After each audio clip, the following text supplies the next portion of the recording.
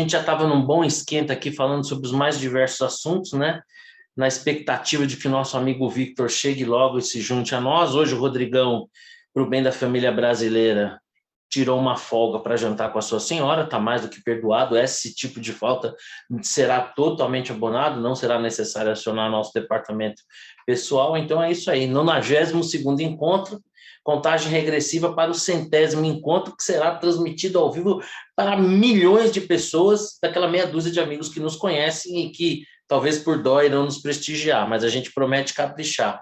E aí, Xará, tudo bem? Tudo bem, Cleveland, meus amigos?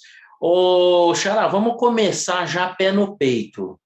Parece que no Brasil, na América Latina em particular, tem um pessoal um pouco resistente a algumas leis da economia, como, por exemplo, a oferta e procura, né? O petróleo, aí, apesar de nos últimos dias ter dado uma acomodada do preço, mas vinha no movimento de alta histórica. O Brasil não é uma ilha solta no espaço, né? Os preços acabam repercutindo aqui e em momentos assim surgem as opções mais mirabolantes, congelar o preço e tal. E agora se falando num fundo de estabilização, o que você acha? Você acha que isso vai funcionar? É só populismo? Tinha que deixar rolar? Aproveitar a oportunidade para privatizar e abrir o mercado de uma vez? E aí? Privatizar, eu acho que sempre qualquer oportunidade é oportunidade para privatizar, né? Aliás, só para parênteses, acabou de sair 11,75. Então, Em não linha teve com a surpresa. expectativa do mercado. Em linha, tem que ver o comunicado, mas em princípio não teve surpresa. Pode avisar teu irmão aí. Isso aí, beleza, já vou avisar. Então tá. Olha aí, o Vitor está chegando aqui. Mas diga aí. É o seguinte, eu até dei uma olhada na lei, né? Fui dar uma lida ali, o que significa esse fundo de estabilização. Você vai ter um fundo que vai compensar a Petrobras quando o preço estiver muito alto para cortar o preço. O problema é de onde vem o dinheiro, né? E claro, eu até entendo, né? Existe aí o preço de combustível afeta várias cadeias, né? O frete e tudo mais, e as pessoas ficam nervosas, né? É um preço simbólico, né? Porque, enfim, representa custo de vida, assim como o preço de certos alimentos.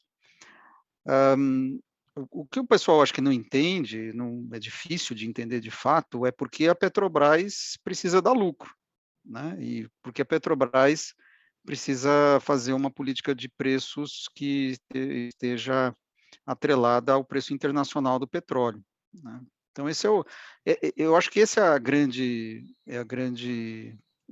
dificuldade, né, de entendimento. Pô, petróleo está aqui, a gente tem autossuficiência, por que precisa?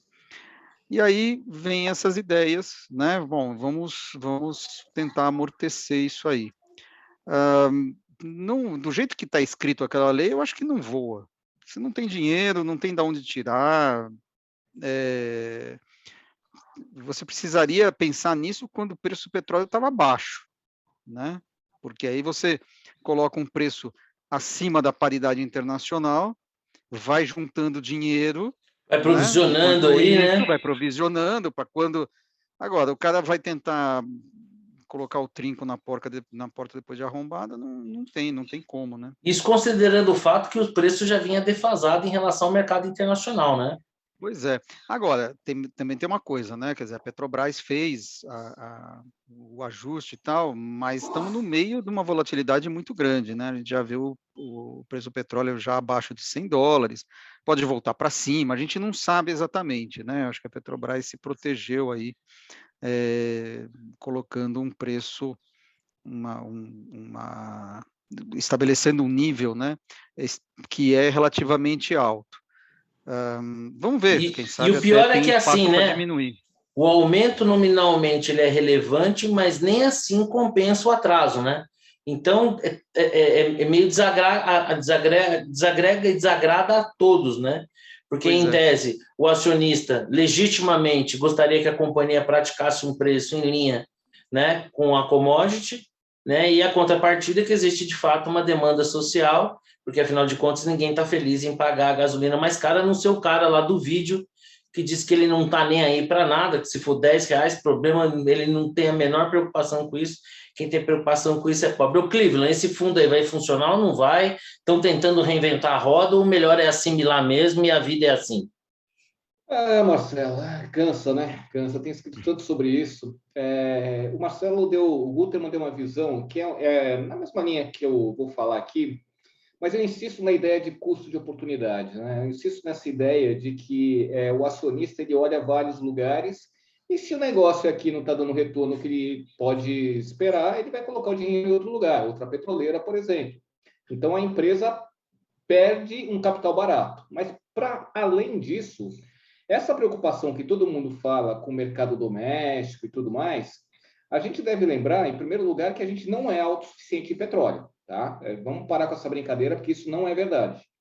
Segundo lugar, imagina você, um empresário que está pensando em montar uma refinaria aqui no Brasil ou colocar seu dinheiro em uma refinaria fora do país, que o preço é livre lá. Imagina você que é um importador, que você está pensando em trazer o produto para cá, pagando preço internacional, só que você chega aqui e vê que o teu preço está limitado pela política definida pelo Congresso.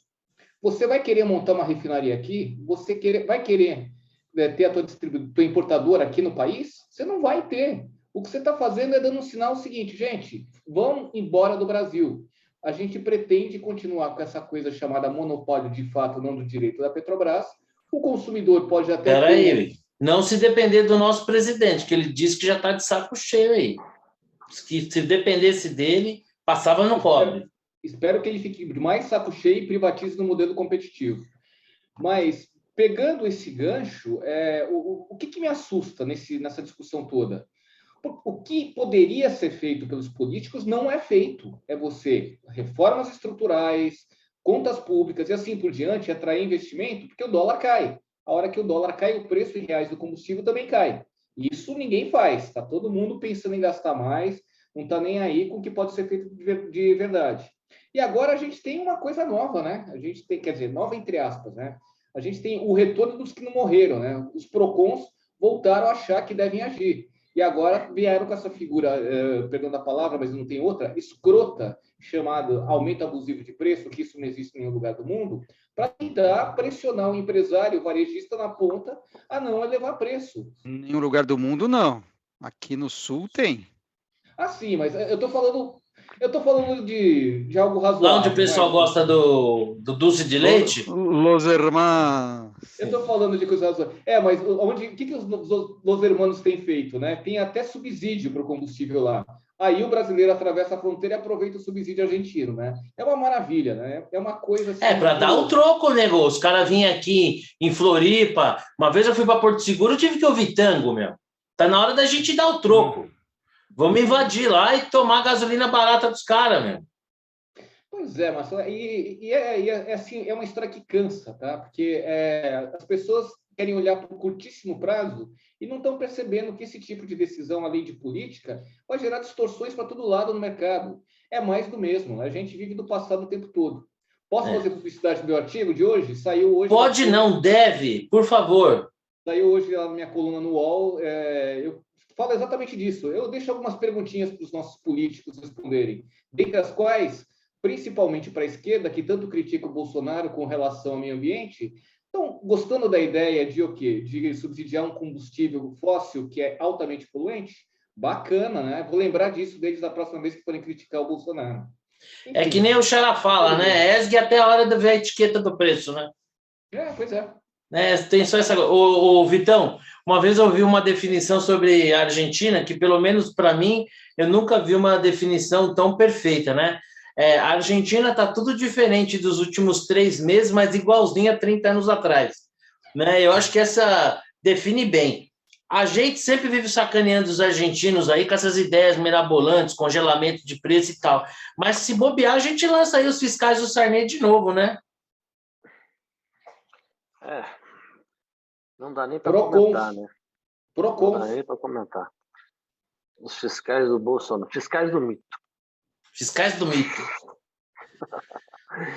Eu não vou. Acho que eu peguei o bonde andando aí, mas o Gutermann e o Cleveland já falaram por mim. Agora, é uma situação, como a gente conversou semana passada, uma situação que ela traz um problema político, não um problema de economia. Né? Assim, que gostando ou não, essa bomba explode em quem está sentado lá na cadeirinha. O que, aliás, ele já está tomando cuidado de, tipo, absurdo o aumento que a Petrobras fez, eu não posso fazer nada, né? Porque o Lula disse, né, que se ele fosse presidente, não ia ter aumento, né? Com certeza. Não, eu não duvido, né? Não duvido. Mas o fato é que, assim, não sei se está no tema aí das conversas, mas vá ser azarado, assim. Cara, azarado. Olha, estava falando exatamente isso. No nosso esquenta aqui, que não vai ao ar, né? Que a gente fala as coisas que não podem ser ditas, né? Uma das coisas que a gente falou é isso, né, cara? Tem que se benzer, né? Tem que se benzer, porque o cara começa compromadinho, tem 2 anos de pandemia, e quando você acha que vai dar uma melhorada, tem uma guerra no meio da Europa. Benze esse cara, né, bicho? É verdade. Vamos levar... Isso é um elemento, é um elemento que as pessoas não conseguem se aprofundar em análise, né? Porque o nosso corrupto, o divino corrupto, quando esteve lá, dificilmente nós vamos ver um cenário tão favorável em outro tempo na história do planeta como ele pegou, né? Um vento de proa, assim, fantástico. Então, assim, o Lula... O Lula desperdiçou uma oportunidade histórica, porque, dado o ambiente amplamente favorável, nós deixamos de fazer muita coisa. Foi um fiasco. A própria popularidade dele, né? Ele conseguiria avançar em muitas reformas, né? Mas aí o que a gente... aí essa coisa superficial, no tempo do Lula, não dá para fazer essas comparações superficiais. Eu queria ver o nosso divino pegando 2 anos de pandemia, 1 ano de guerra, não sei o que, Não precisa ir longe, né? Uma coisa é você navegar na bonança, né? A outra você... Bom, nós tivemos o exemplo da Dilma, né? Exatamente. A herança do Lula foi uma recessão maior do que a pandemia. Com certeza. Uma recessão onde a gente caiu 7% e o mundo cresceu 5%, num período de 2 anos. Um gap de 12% que jamais foi recuperado. Só que isso tudo é muito difícil de explicar, assim, não é um negócio. Como é que se conta essa história, né? Então, eu acho que esse aqui é um desafio e é um azar, é o contexto, mas a bomba explode na mão do cara que está lá, né? Eu acho que essa questão, pelo viés político que você bem aponta, eu acho que ela se torna pior do que já é, porque esse governo se comunica muito mal, né? Então, seria importante ter uma assessoria que mostrasse o seguinte: o governo tem participação na Petrobras, mas ele não pode mandar na Petrobras. Ele é um sócio da Petrobras, mas que não pode interferir, até porque a última vez que isso aconteceu, isso custou muito para a companhia, né? Custou muito para os seus acionistas e custou muito para todos nós, porque, por exemplo, a Petrobras, na justiça americana, né, foi penalizada por ter uma gestão temerária para uma companhia que tem capital aberto. Então, acho que se o governo dispusesse de uma melhor assessoria de comunicação, acho que esse seria um mote, né? O presidente da República, ele não pode, não deve, seria contra a lei ele interferir. Ainda que o governo tenha uma posição em ações, né, a legislação não permite isso. Acho que seria um bom caminho, né? E eu acho que desmontaria também um pouco, né, esse discurso do lucro, dos acionistas minoritários e tal, porque quando você vai decompor esses números, eles nem são tão superlativos quanto os discursos assim, sem contexto, sem número, apontam. Bom, eu particularmente acho que tinha que deixar o pau comer, acho que quanto pior, melhor, porque quanto pior, precipita ainda mais a necessidade de a gente privatizar. Então, cada vez que a gente tenta, é mais ou menos que nem você está doente, com dor, aí você passa uma pomadinha, toma um analgésico, mas o problema em si continua lá, né? Então, você vai ter que ir para o hospital só na hora que você já não estiver aguentando mais, talvez na hora que já não tenha conserto ou custe muito caro. Então, a minha sensação é que Quanto menos o governo interferir, quanto menos inventar moda, quanto mais deixar isso ir para a bomba, mais a gente precipita a necessidade de rever esse modelo nosso, que é absurdo. Diga aí, Cleveland. E mais um, agora se metendo na história, né? O ministro Bento Albuquerque, ele está falando que o país deveria criar um colchão tributário. Variações de tributo de acordo com o preço. Quando está alto, você tem o estoque para financiar. Quando está baixo, você cobra mais tributo. E é uma espécie de um estoque regulador de imposto. Olha que beleza, o Brasil é fantástico. Aí. Não precisa mais nada, né? Não precisa mais nada. É um gênio com J atrás de outro. Xará, você deu um suspiro agora, que é falar... Eu fiquei com a sensação que você fala, desisto dessa merda. Não, é que essa ideia é igual à ideia do fundo de estabilização, só que você faz com tributos. Eu não vejo muita diferença. A gente podia fazer com gasolina e torcer para explodir, né? Já que não vem o meteoro, né? Já que não vem o meteoro. Ô, Vitor, deixa eu te falar um negócio. Você chegou um pouquinho atrasado e nós alteramos a ordem tradicional. Rapaz, a gente tem uma boca também, hein, bicho? A gente tá falando do Bolsonaro, mas a gente tem que benzer também, hein? Porque a gente falou semana passada aí que o Covid tinha acabado e lá na China tem umas cidadezinhas lá em lockdown, a coisa tá começando a dar uma pegada. Eu ouvi uma teoria que diz o seguinte, como na China houve um lockdown muito severo, essa questão da imunidade também, vamos dizer assim, da imunidade da população como um todo seria mais baixa. Faz sentido isso? Será que é uma variante nova? A gente nunca mais vai ficar livre disso? Que nem as máscaras. Tá no mudo. Eu não sei qual é a variante. Agora estão falando da Delta Cron, né? Eu só sei o seguinte, vou falar para você. Já cansei desse negócio. Se aparecer uma variante nova, eu farei questão de identificar quem está com ela. Eu vou lá dar aquele abraço apertado para pegar essa porcaria. Tipo voadora no peito, né? Não, no peito. Chega, porra, ninguém aguenta mais. Sinceramente, já vimos que essas últimas têm uma letalidade inferior à da gripe. Ponto.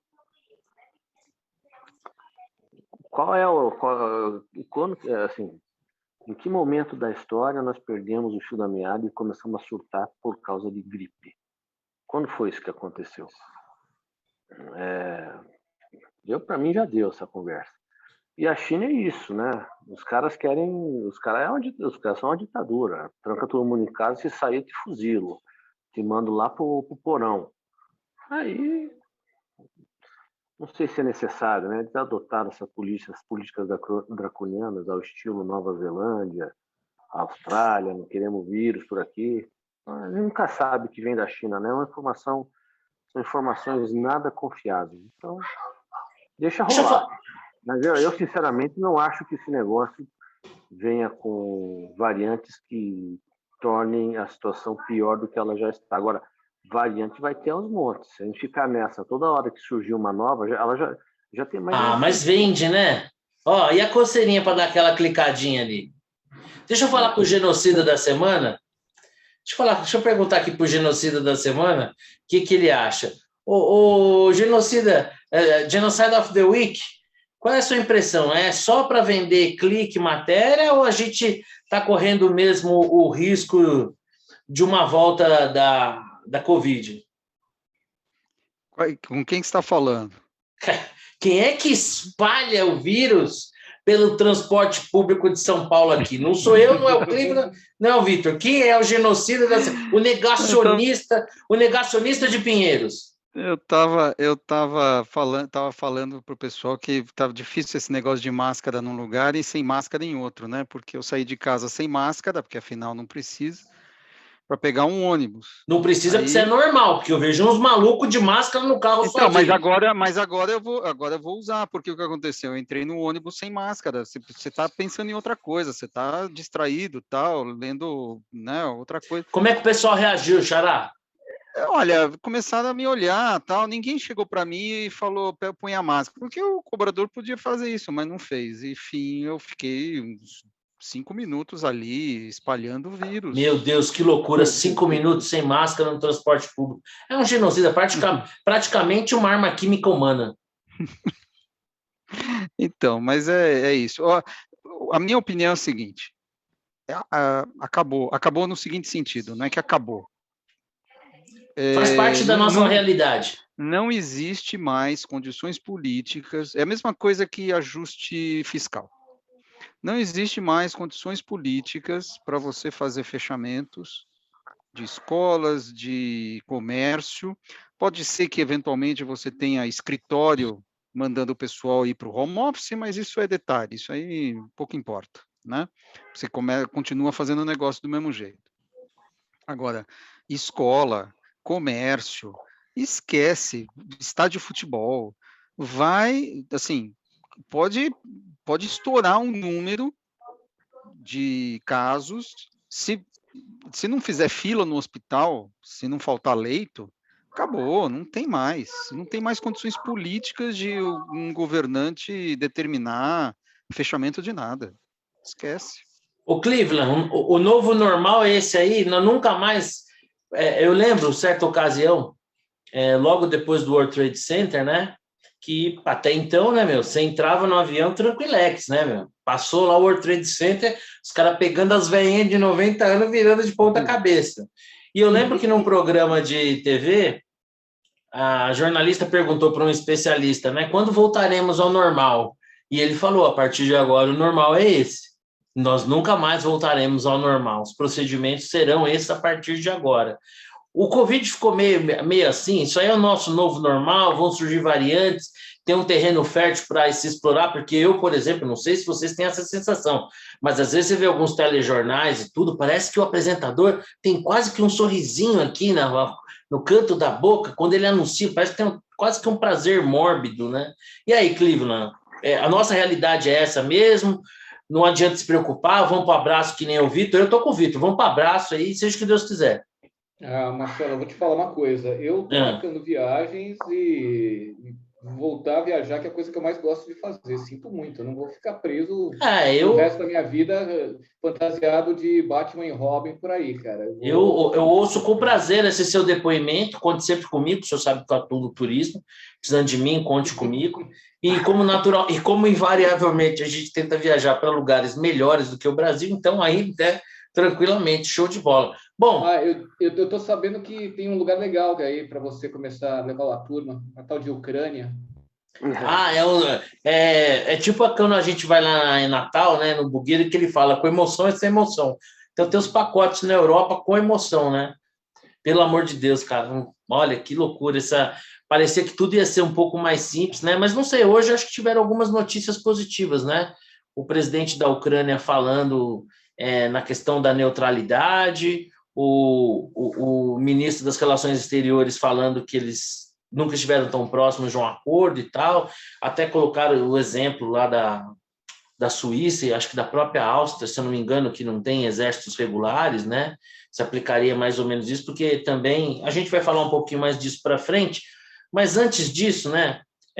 Eu estava aqui meio que me censurando, né? Me policiando, porque hoje os temas são muito delicados, né? E às vezes você brincar com uma coisa não quer necessariamente dizer que você não tem ali a sensibilidade, a gravidade daquilo, né? É uma forma da gente sobreviver, né? O humor é uma forma até da gente sobreviver às agruras. E falando em humor, né?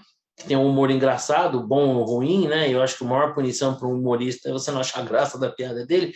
Mas essa semana, de forma requentada, né? O governo, né? Censurou por algumas horas ou um dia, né? Uma obra, né? Um filme do Danilo Gentili, de 2017, como seu pior aluno, ou alguma coisa do tipo. E, obviamente, isso tomou conta aí das redes sociais, do debate. O nosso xará aqui, o meu xará, aliás, fez uma postagem muito divertida ali, fazendo uma alusão como se fosse uma reunião na sala de justiça. Bom, eu não sei, eu tenho a sensação, posso estar enganado aqui, que acho que nós somos unânimes em dizer que censura não, né? Quer dizer, eu pelo menos vou falar por mim aqui, normalmente falo pelo final, eu vou começar aqui. Eu não preciso de um governo dizendo para mim o que eu posso ler, o que eu devolvi, o que eu devo assistir, né? Eu acho que ter uma classificação indicativa para que os pais possam avaliar previamente ali se aquele conteúdo é adequado ou não para o seu filho, tudo bem. Mas, assim, eu achei ridículo, deplorável, inexplicável, além de uma burrice sem tamanho, né, essa medida partir do governo de, na mão grande, querer aplicar uma multa e querer tirar do ar algo que a gente sabe que não resistiria aí a qualquer juiz, um julgamento de mérito. E lamentavelmente, né, para os mais simpáticos ao Bolsonaro, eu acho que uma das críticas mais pertinentes e contundentes ao Lula e ao PT é esse desejo por censura que eles nunca esconderam, né? Apesar de eles tratarem com o nome simpático de controle social da mídia, e exatamente naquilo que esse governo ostentou o tempo todo em dizer o contrário, que era para a liberdade, contra a censura, exatamente foi censurar um desafeto. Bom, então, da minha parte, eu dispenso, não preciso do governo como babá. E aí, Xará, você que escreveu sobre essa aula de justiça, santa imbecilidade, Batman? Na verdade, foi uma piada. Eu nem sei se de fato foi bomba de fumaça, enfim, tem toda a pinta, mas é mais uma daquelas coisas artificiais, né, fabricadas para agitar, né? Um negócio meio sem sentido. O que não foi, o que, assim, enquanto estava no nível de polêmica de rede social, tudo bem, isso aí faz parte, né? Não tem problema nenhum. O problema é quando o governo, o Ministério da Justiça se mete, aí realmente um troço que não faz o mínimo sentido.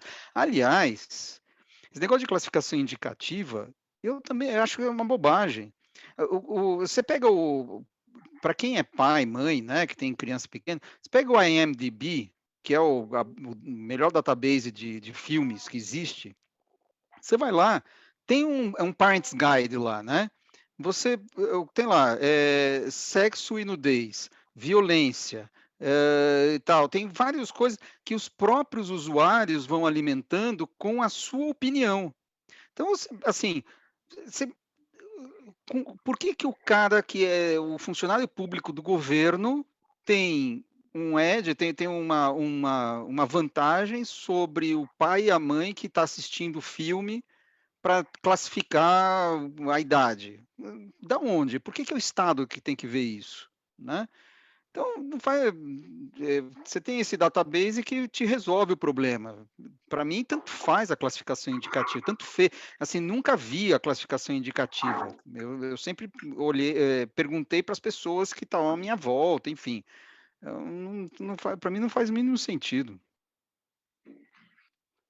E aí, Vitor, como é que você vê essa barbeiragem aí que agora tentaram corrigir, né? Afinal de contas, o governo abriu mão da censura aí e colocou uma classificação indicativa. Barbeiragem, e o mais incrível é o seguinte: esse tipo de ação tem um efeito reverso. Ele dá notoriedade à obra. Uma obra que, em condições normais, eu não vi. Dizem que é horrorosa. Não seria vista. Aí todo mundo resolve, fica curioso, vai ver. Assim, é de uma burrice, isso já aconteceu outras vezes, né? Não nesse governo, no outro. Ela vai ver, você não sabe que você vai dar propaganda vai alimentar, assim, o tal do Danilo Gentili deve estar dando risada. Porque foi isso que eles fizeram. Deram notoriedade a uma obra medíocre. Não, deve estar dando risada, não. Ele está dando muita risada, tenho certeza disso. E aí, Cleveland, nós que somos de uma geração que tivemos que conviver com a dona Solange lá, dizendo que a gente podia ou não assistir na sessão da tarde, acho que para nós não dá para tolerar esse tipo de coisa, né? Eu tenho histórico de problemas com ditadura de longa data, né? Imagino que vocês saibam disso, mas a primeira coisa que me veio à cabeça é, puta, como eu queria ser o Danilo Gentili. Eu sou louco para ser censurado. É tudo que eu quero. Ser censurado é a melhor forma de você ampliar a capacidade do cara demonstrar o trabalho dele. Então, o que o governo fez foi um favor para o Danilo Gentili, simplesmente isso.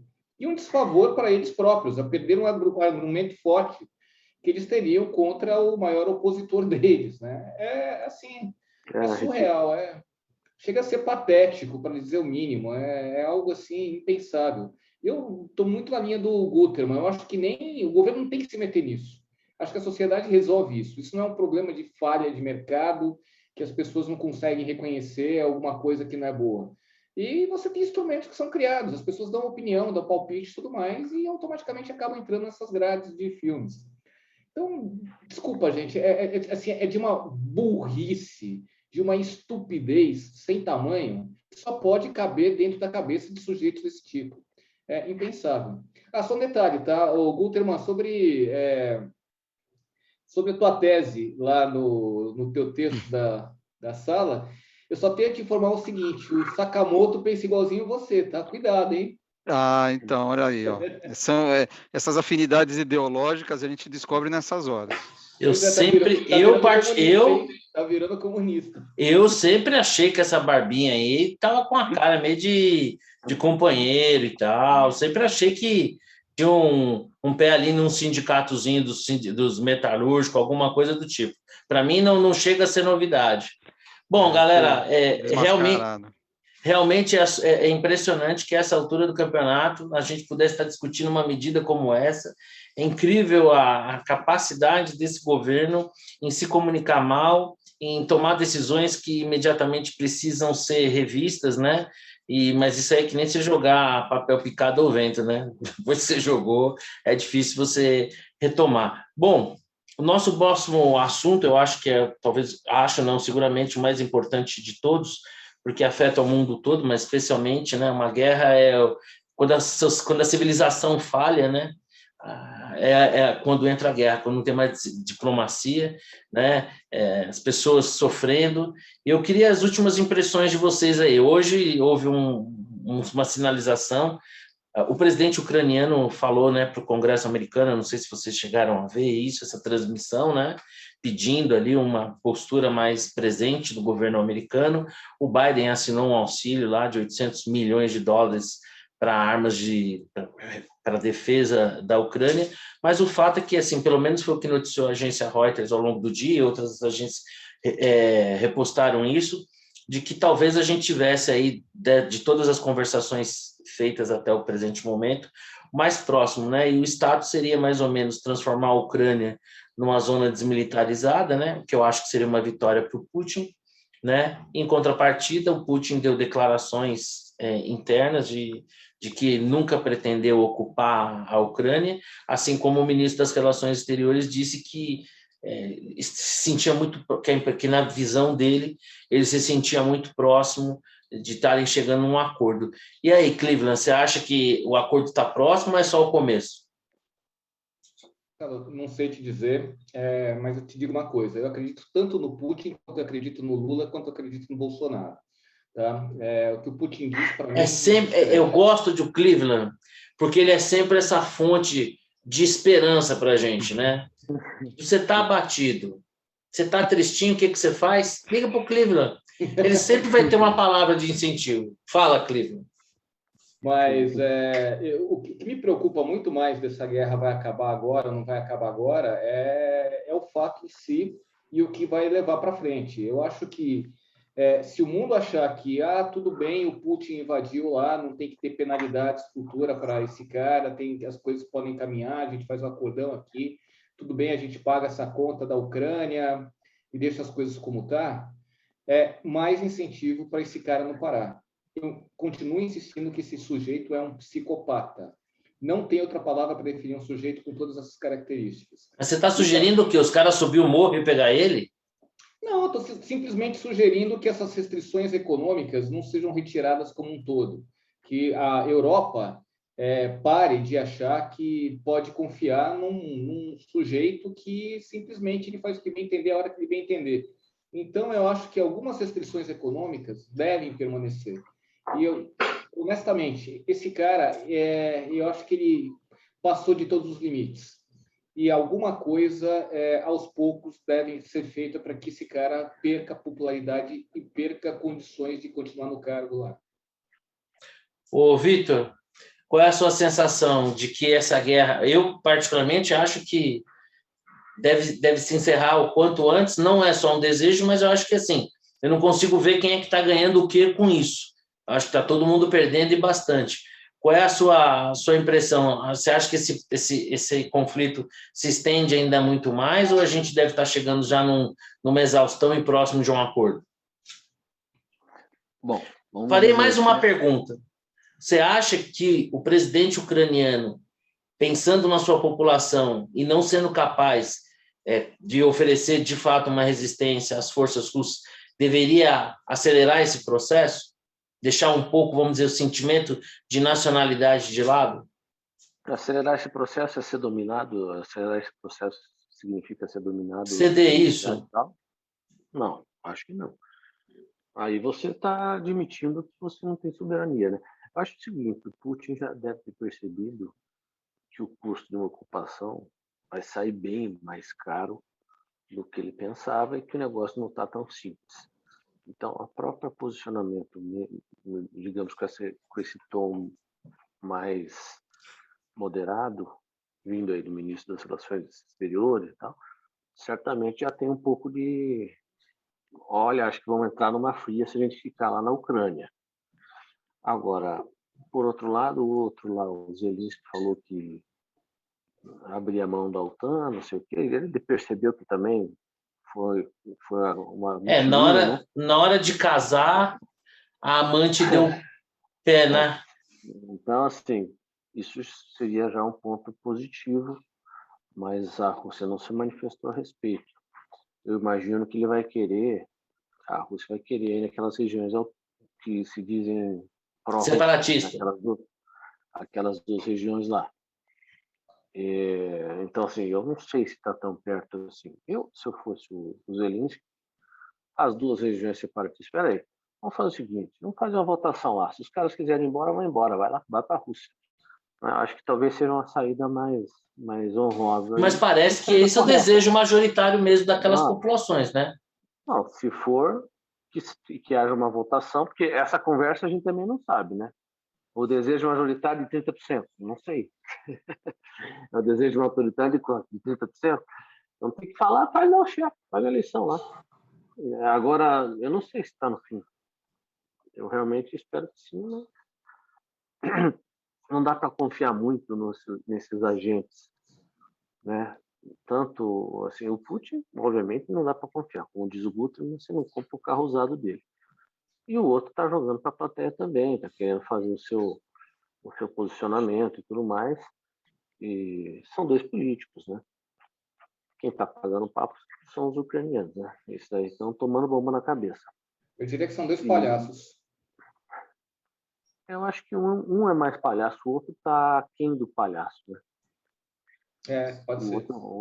Eu só fico me perguntando o que os pobres palhaços têm a ver com isso, né? Mas tudo bem. Ô, Xará. Eu não sei, eu queria ter essa esperança de que ia acabar semana que vem, mas não estou tão certo assim. Ô, Xará, dizem que numa guerra a primeira vítima é a verdade, né? Porque uma guerra também se trava no campo das narrativas. A gente aqui no Ocidente, assim, quando a gente olha na maior parte dos veículos de informação, eu tenho uma sensação, não sei se é de vocês também, se é sua também, parece que existe um certo romantismo em relação à resistência ucraniana. Mas eu não sei se isso na prática é verdade. Eu até compartilhei com vocês um depoimento de um coronel da reserva lá dos Estados Unidos. Ele fala uma série de coisas lá, algumas coisas fazem sentido, outras nem tanto assim. Mas ele apontou para um detalhe, pelo menos a gente não vê tanto noticiário. Aliás, uma coisa que eu sinto uma certa falta. Antigamente, por exemplo, eu lembro muito da guerra do Irã e Iraque, você tinha aquela figura do correspondente de guerra ali com a cara no meio do bololô, né? E hoje está um pouco mais asséptico isso, a cobertura jornalística. Eu estou com essa sensação... Não, eu ia complementar. Tivemos Arthur Duval lá em loco. Não, mas ele não é jornalista. Não, teve até um jornalista e uma cinegrafista, né, que morreram. Mas eu digo assim, a sensação da cobertura antigamente, eu não sei se é porque a gente recebe tanta informação por tantos canais e talvez a gente esteja vendo menos televisão, enfim. Mas eu tenho um pouco dessa sensação. E esse militar chamava atenção de que a Rússia estava agindo com muita precisão e não destruir a infraestrutura do país. Né? Não está faltando água, não está faltando luz, né? As comunicações de internet estão funcionando, né? Você para pensar naquilo. O que você acha? Você acha que é como a mídia parece nos fazer crer que está tendo uma resistência heróica, ou não é bem assim? Você chutaria algum palpite aí? Eu acho que tanto faz. Porque não se trata... O problema não é a Ucrânia. O problema é que, da forma como Putin colocou a coisa, eles podem... A Rússia pode chegar num acordo com a Ucrânia que a guerra, do ponto de vista prático, para nós, não vai terminar. O que significa isso? Significa que a Rússia se transformou e continuará sendo um Estado pária no mundo, mesmo que chegue num acordo com a Ucrânia, porque vai ser um acordo debaixo de baioneta. O Biden vai... legal, gostei que vocês entraram nesse acordo. Sério? Você destruiu o país e está valendo. É isso mesmo. Não, pode tirar esse território aqui, não vai entrar para a OTAN. Na base da invasão, que mensagem que o Ocidente vai dar se topar isso? Né? Então, essa guerra, ela não termina sem um derrotado. Parece, assim, do jeito que as coisas estão sendo colocadas, parece que nós vamos terminar no empate. Invadiu, Putin conseguiu algumas concessões da Ucrânia, né? Não vai entrar para a OTAN e terminou. Como assim terminou? O cara destruiu o país. É assim que funciona? Você entra, destrói o país, consegue uma parte daquilo que você quer e vamos voltar a fazer negócio. Não acho que vai acontecer isso. Assim, eu não vejo possibilidade. Então, é assim, isso que a gente está sofrendo do ponto de vista econômico... Você acha que haveria, ao final da tensão militar, você vai continuar com esse imbróglio e deve haver uma resposta econômica? É isso que você está dizendo? Vai ter uma consequência. A resposta econômica vai continuar. Não vai ser tirado uma vírgula das sanções. A Rússia não vai voltar, a não ser que o Putin caia, mude, tem uma derrubada do regime lá, de alguma maneira. Enquanto o Putin estiver lá, a Rússia não volta, e significa que a gente vai ter preço do petróleo pressionado, que nós vamos ter essa instabilidade global ainda durante muito tempo. Você acha isso mesmo, Xará? Sim. Você acha que os interesses econômicos não prevalecerão sobre essa perspectiva política? Então, o problema é o seguinte, o Putin ele fez um movimento que colocou a geopolítica acima dos interesses econômicos. Sim, isso sem dúvida. Né? Sem dúvida. E aí você vai falar assim, não, tudo bem, Estados Unidos, Europa, tal, colocam a economia acima dos interesses geopolíticos. Não sei, eu não tenho tanta certeza assim, porque você tem a China. Que, por exemplo, a Alemanha colocou, né? A Alemanha colocou, né? Em certa medida, o interesse econômico acima do geopolítico, uma vez que ela tem uma grande dependência. Não, então, ela cancelou o Nord 2 e ela colocou um plano para mudar a matriz. Diminuir bastante a dependência do gás russo. Já não era sem tempo, né? Num curto prazo. Quem mandou desligar as nucleares? Quem mandou? Então, esse é outro problema, talvez até religuem. E dobrou o seu orçamento militar, né? Tudo bem, não é muita coisa, dobro de pouca coisa não é muita coisa. Não, assim, a impressão que eu tenho é que a Rússia pode até entrar num acordo com a Ucrânia, certas bases tal, não zera o jogo. Você diria como um mestre do mercado me ensinou que pedra na lagoa não faz uma onda só, é isso? Talvez. Ou a pasta não volta para o dentifrício. Eu conheço uma versão um pouco mais rude, né? Mas que é basicamente a mesma mensagem. Uma vez que saiu, não volta mais. Não adianta. Bom, mas vamos eu queria só fazer uma reflexão aqui. Por favor. Esse problema da Rússia persistirá para sempre.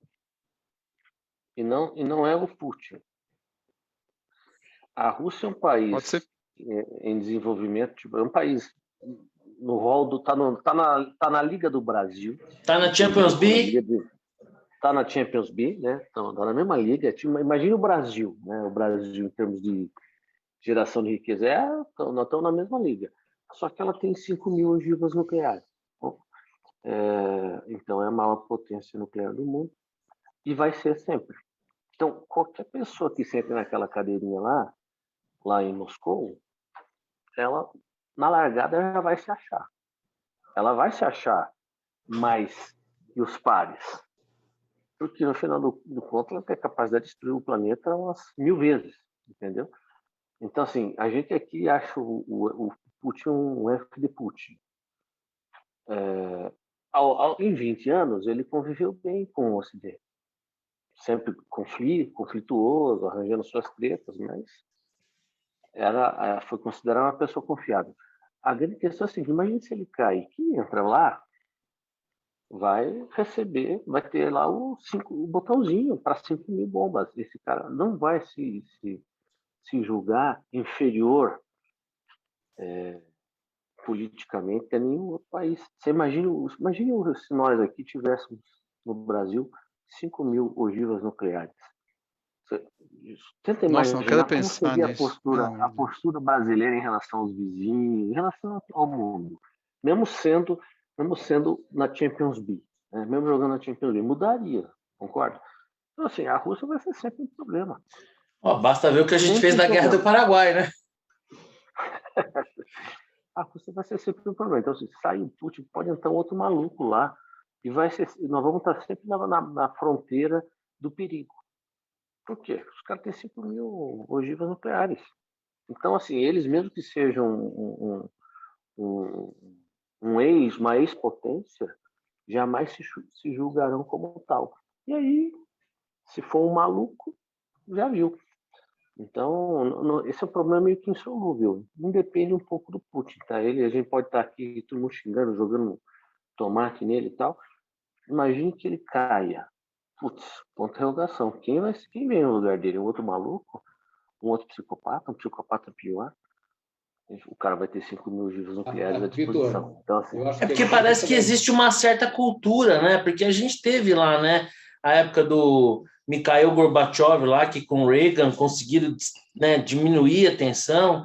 Depois veio o Yeltsin lá com Clinton, que era uma figura interessante, mas parece que, de uma certa maneira, parece que tem uma força inercial, né, que leva ali, né, a democracia é um valor muito nosso do Ocidente, né, mas não é um valor historicamente lá, né, tanto é que o tempo passou e a cultura russa convergiu para um sistema autocrático que pode até ser vendido em alguma medida ali como uma democracia ali, mas é de mentirinha, né? Então não está muito na cultura, né, daquela região, daquele povo, a democracia como está para a gente. O Xará é muito clarividente, né? Ele tem uma capacidade analítica muito grande e muito provavelmente ele está com a razão, mas eu tenho uma sensação de que hoje nós temos lideranças tão frágeis assim, que essa questão geopolítica, eu acho que assim vão agasalhar. Posso estar enganado, provavelmente estou mesmo, né? Porque a opinião de Xará é sempre muito mais embasada que a minha.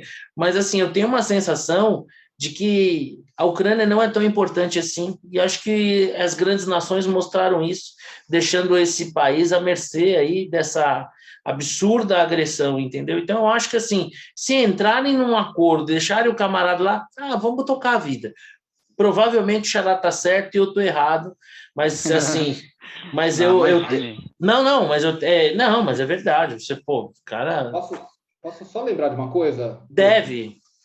A gente precisa lembrar que a Rússia é um dos países mais corruptos do mundo e que muito da presença do Putin mais uma similaridade conosco.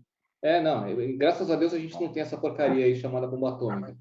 Mas se a gente parar para pensar, essa turminha, que é a turminha que abastece de dinheiro por toda a corrupção que recebe, todos os ganhos da corrupção que recebe, que são esses oligarcas que dizem aí, eles têm um peso considerável dentro do Estado, entre aspas, se é que dá para chamar de Estado russo, né? E eu acho que uma caída do Putin, que no médio prazo eu acho bem possível, exatamente pelo estrago que ele fez, ele passou de todos os limites, quem for entrar no lugar provavelmente vai ser alguém que vai ser mais controlado e controlável por essa turma. Porque essa turma lá atrás não tinha tanto poder como tem hoje. Hoje tem muito poder no processo de indicação dentro do partido, dos partidos russos. Então, eu acho que tem essa coisa para se ponderar também. Por isso que eu acredito que o Putin vai cair no médio prazo e que quem for para lá não vai ser uma pessoa tão instável quanto o Putin, porque ele gerou muito problema. Bom, eu como sou um provocador, vou começar essa provocação aqui, ainda falando um pouco sobre isso, com Xará. Xará, o mundo com Trump era um lugar mais seguro para se viver? Eu acho que o Putin faria a mesma coisa. Você acha que fazer isso na troca da guarda não foi uma coincidência? Who knows? Eu não sei, a impressão que eu tenho é assim, o único receio eventual é de uma loucura receio de uma loucura do outro lado, né, do Trump, de que ele pudesse usar uma arma nuclear, porque de fato, para mandar a tropa não tem muito jeito, né? Você precisa ter um consenso na OTAN, não é o caso, mas... Ainda mais ele, né? Que não estava nem um pouco... Exato. Financiar a OTAN, né? Pois é. Então, que, não aliás, sei, assim, de passagem, tinha alguma lógica o argumento dele, né? Que sentido faz eu financiar 70% da OTAN se, por outro lado, vocês... Né, tem uma dependência energética da Rússia e vão financiar ela, né? É como se ele estivesse pagando para a Rússia, né? Uhum. Né? Que nem se tem um celular, mas... É que nem se tem um celular bonito e me pedir dinheiro para comprar um bujão de gasolina, de gás. Não estou te prestando dinheiro para comprar um botijão de gás, estou te prestando dinheiro para você ter um celular, né? Se você não tiver celular, você te dinheiro para comprar um botijão de gás. Acho que mais ou menos essa era a lógica dele. Ô, Vitor. A alternativa podia ser o Trump entrar junto com o Putin lá na Ucrânia e dividir em meio a meio. Isso sim, isso talvez talvez fosse uma hipótese mais plausível. Ô, Vitor, se a memória não me trai, o senhor escreveu em algum dia que não lhe parecia ser uma coincidência que isso acontecesse agora, né? Apontando ali para uma fragilidade da liderança americana da vez. Eu já vi gente... Não só americana, né? Não só americana, é verdade. Dos líderes ocidentais em geral. Eu já vi duas leituras. Eu já vi gente que diz que o Trump seria um vendido, um ativo russo, então não precisaria disso, porque a Rússia se sentiria mais segura, né, em relação à eventual agressão, tendo o Trump no poder. E já vi gente defendendo exatamente o contrário, né, que o Trump seria uma liderança mais firme e, por isso, seria mais respeitável do que é hoje o Biden. Você acha que o Putin tirou proveito da fragilidade das lideranças, ou fossem qual fossem, ele agiria da mesma forma? Eu acho que a fragilidade ajuda. O que eu não saberia dizer é se o Trump ou as outras lideranças seriam o suficiente para ter um outro quadro, né? Aí a gente fica no achismo, né? E isso aí é parecido com a conversa que a turma vem, morreram 650 mil pessoas na pandemia, se fosse um outro, não fosse Bolsonaro, se fosse outro, não fosse Bolsonaro, não ia morrer quantas? 650 mil também, entendeu? Então, assim, não sei até que ponto a pessoa A ou a pessoa B poderiam evitar a situação. Agora, que os líderes frágeis, com certeza, corroboram com uma atitude mais ousada, eu não tenho dúvida, porque a gente saiu a Merkel, né? Está na transição na Alemanha, o Macron é um bocó, enfim, você tem uma situação, o Biden um gagá, então assim, tem uma situação favorável. E o líder canadense, Vitor?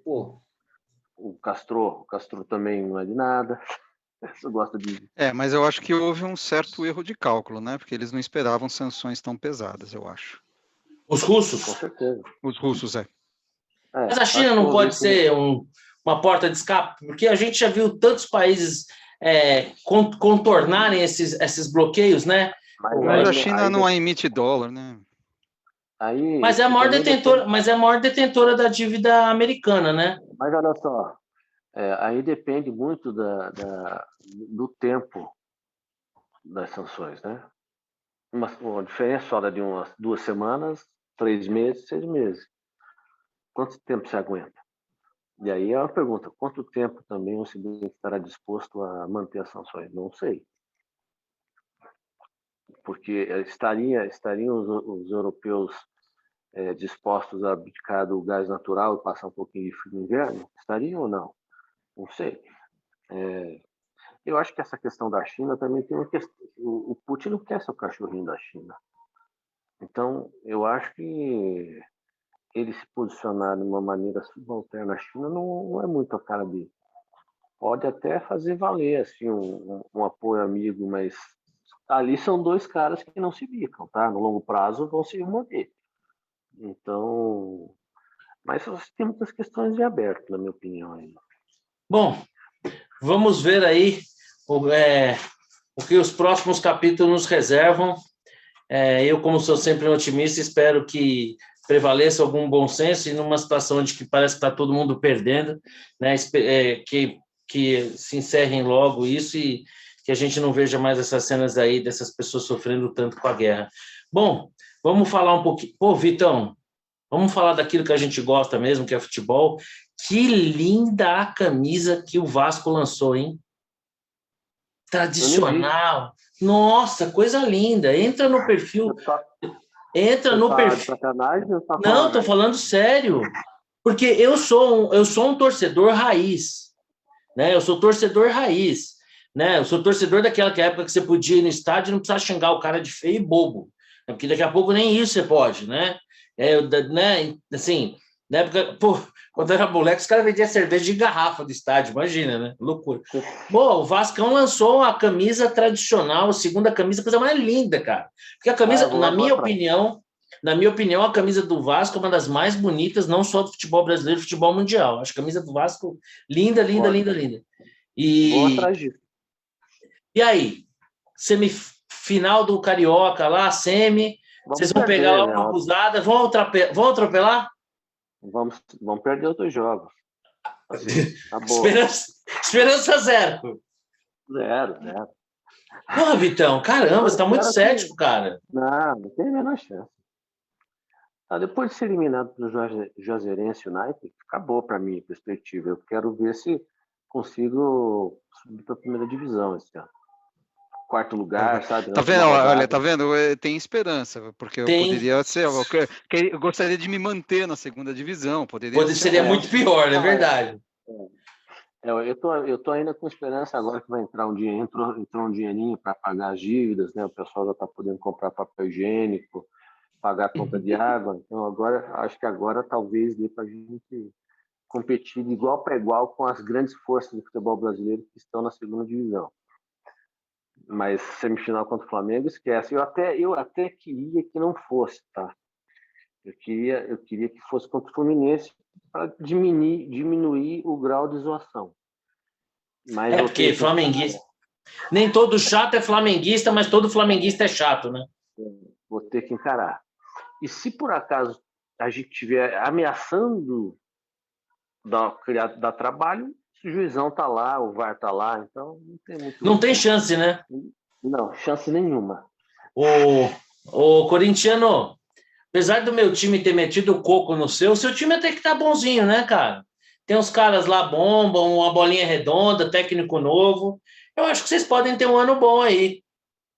Não deveria falar isso. Claro que eu torço absolutamente pro contrário, pra vocês irem para a 2ª divisão e tudo. Mas acho que o Corinthians está ajeitando o time, né?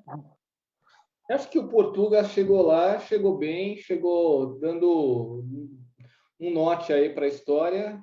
Agora eu continuo achando que o time do Corinthians está bem envelhecido, né? Então não sei se aguenta, não. Mas o Renato Augusto está jogando bola. É claro que o Campeonato Brasileiro é longo, né? Então realmente essa é uma questão, né? precisa ter aí um elenco, que nem o São Paulo. Eu acho que fazia tempo que eu não vi o São Paulo com um banquinho melhor, um elenco bom. Eu acho que o nosso comandante nos trará alegrias, né? Hoje nós somos francos favoritos aí ao bicampeonato paulista, né? A gente vem ganhando aí os clássicos. Tivemos um pequeno tropeço aí contra o Palmeiras, mas era um jogo já sem... Não, já era um jogo sem valor, né? Palmeiras e São Paulo classificados, eles ali naquela loucura, pô, desde 1997, se eu não me engano, não ganhavam do São Paulo no Morumbi pelo Campeonato Paulista, então tinha para eles um valor, para nós já não era tão importante assim, né? Então a gente já estava focando. Hoje a gente está jogando a Copa do Brasil, até esqueci o nome do time, que a Copa do Brasil tem esses times assim que a gente não está muito acostumado. Ô, Xará, eu lembro que você estava bem cético em relação ao Santástico, achando que esse ano não escapava da Champions League. Você melhorou esse seu coraçãozinho alvinegro ou ainda você está na vibe do me espera aí, Vitor, que eu estou chegando? Nós praticamente ganhamos o jogo contra o Palmeiras, né? Que perdemos só de 1-0. Isso nos deu uma certa esperança. E agora estamos no intervalo, 2-2 contra a potente Ferroviária. A gente abriu o placar, levamos a virada, empatamos no último minuto do primeiro tempo. Então, para valorizar, a transmissão. É um time que está competitivo, né? Está bem competitivo.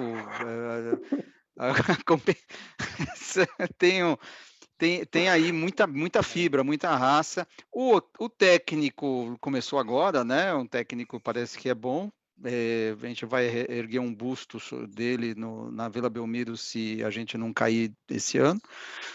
E vamos nessa, vamos lá, né? Mais um ano de fortes emoções. Coraçõezinhos cheios de esperança. Bom, meus amigos, estamos chegando naquele momento. A gente leva uma semana para colocar nosso papo em dia. Se eu não me engano, no dia 18 de maio teremos um encontro presencial.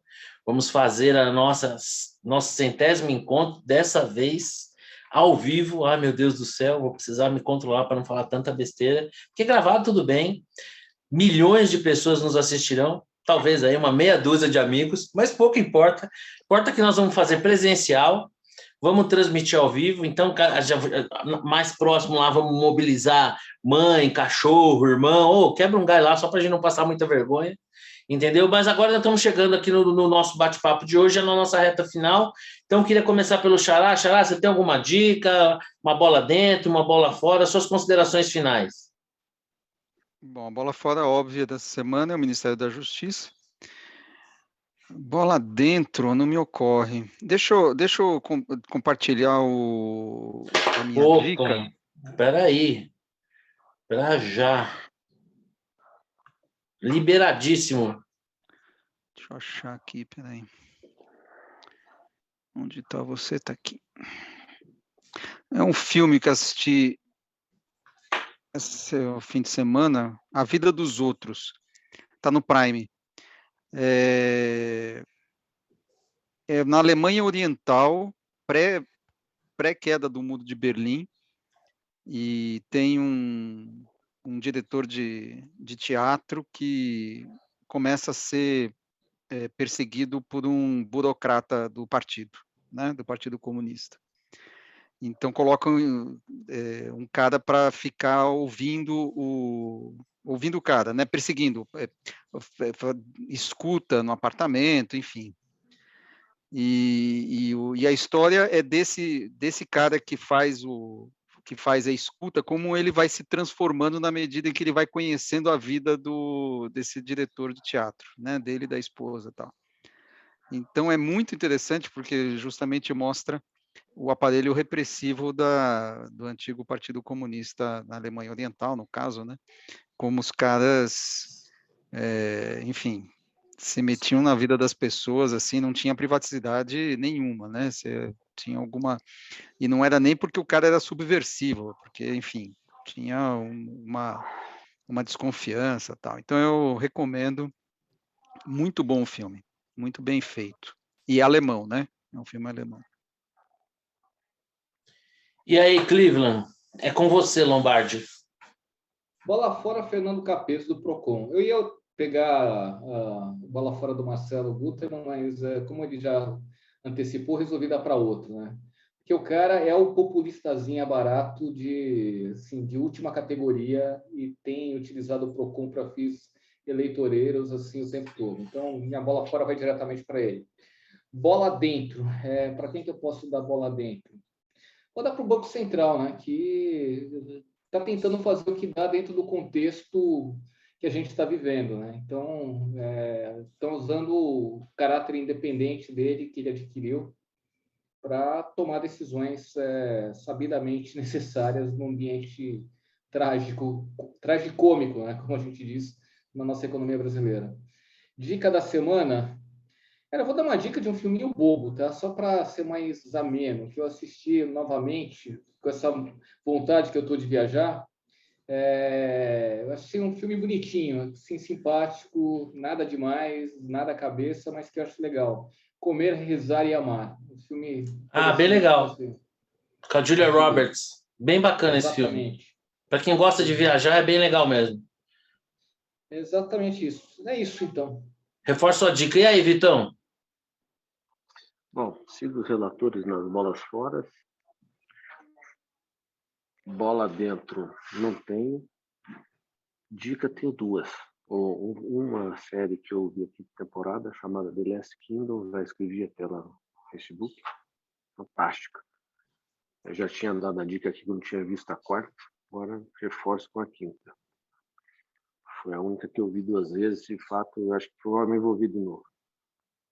Estou assistindo agora 2 em paralelo. Para quem gosta de Fórmula 1, aquela série da FIA, né, Drive to Survive, é excelente porque ela conta os bastidores, né? Então ela não fica focada só na corrida propriamente dita.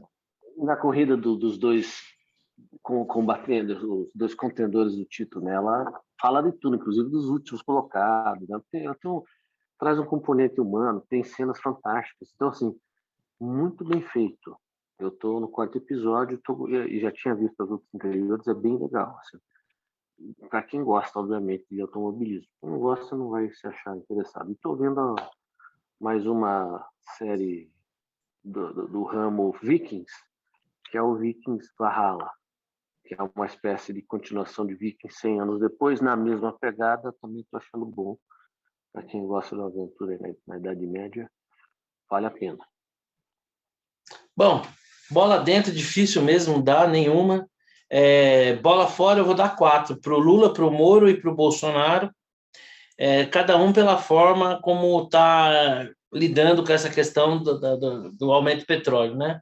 O Bolsonaro fazendo declarações intempestivas sobre poder, posso mandar o presidente embora ou não, isso gera muito volatilidade, desconforto, é péssimo, muito ruim. O Lula, pela sua contumaz irresponsabilidade, demagogia de dizer que se estivesse lá faria. E agora, assim, com muita tristeza, assim, o Moro tem se tornado um político muito rapidamente e, assim, um político fraco, né? Eu até ressaltei lá no meu Facebook uma declaração que ele fez lá sobre este aumento do preço do petróleo, inadmissível, o que, aliás, o meu amigo Xará cirurgicamente comentou, parecia um comentário do Cirão da Massa, né? Então, assim, você vê que rapidamente... Que desastre o Moro, né? Que desastre, né? Ele era um juiz brilhante, né? Entrou para o governo e cada vez fica mais claro que ele entrou para o governo quase que com uma pauta, uma agenda pessoal, não fazendo parte de uma equipe. Quando sentiu ali que deu uma balançada, alguém soprou no ouvido dele, eu vai lá que dá, e ele quebrou a cara, né? Eu acho que a trajetória dele como político, essa candidatura dele, na minha opinião, um verdadeiro desastre. Então, bola fora para os 3, mas a bola fora, né? Golden, né, Platinum, Special, essa puta cagada do governo, né, de querer censurar. O Danilo Gentili deve estar nesse momento pensando, para quem eu devo pagar uma comissão, né? Porque o filme dele, que, pelo que me consta, acho que um filme que foi até meio um fracasso lá na época do lançamento, segundo eu vi aí, parece que não havia captado nem em bilheteria o que tinha feito de Lei Rouanet, enfim, e se eu não me engano é o 2º ou 3º mais filme visto aí no Netflix, né? Então o Danilo Gentili parece que deve uma grana para alguém aí, porque trouxe uma notoriedade. E uma dica Cara, eu tenho o maior medo de filme de terror. Não gosto. Não gosto de filme de terror. Fico com medo, qualquer barulho que já tenha, já fico meio cabreiro e tal. Filme de terror, quando eu assisto, é domingo de manhã, com as janelas tudo abertas e tal, porque dá medo, né? E, inclusive, tem um filme, aquele filme Chamado, não sei se vocês já viram, toca o telefone, aí uma vozinha fala 7 days, 7 dias, né, meu? Dali para, 7 dias você tá ferrado. Então, pô, um filme daquele ali, se você assiste, toca o telefone no meio do filme, você cai duro morto. Porque você já vai ficar com medo que tá tocando o telefone para você. Então, não gosto muito de terror. Mas, surpreendentemente, numa madrugada dessas, lá, zapeando, eu comecei a assistir uma série chamada From, na Star+, que é uma cidadezinha lá no meio dos Estados Unidos, né, que ali, toda noite, eu não vou contar muito, não, mas é uma história meio interessante, tem alguma coisa meio de Lost. Eu estou no 4º para o 5º episódio, ainda é primeira temporada, dá um certo medo, ainda mais eu que sou um bunda mole para filme de terror, mas eu não estou conseguindo parar de ver, rapaz. A curiosidade está maior que o medo. Então, essa série, From, né, vale a pena. Bom, mas é isso, meus amigos. Sempre bom encontrar vocês. Contagem regressiva. Faltam 8 programas para o 100º programa. Espero que na próxima o Rodrigão esteja aqui conosco. A falta dele hoje está abonada, porque nada pode atrapalhar o amor. Tá certo? Fiquem com Deus aí. Uma boa noite para vocês, meus amigos. Um abraço. Valeu. Tchau, tchau.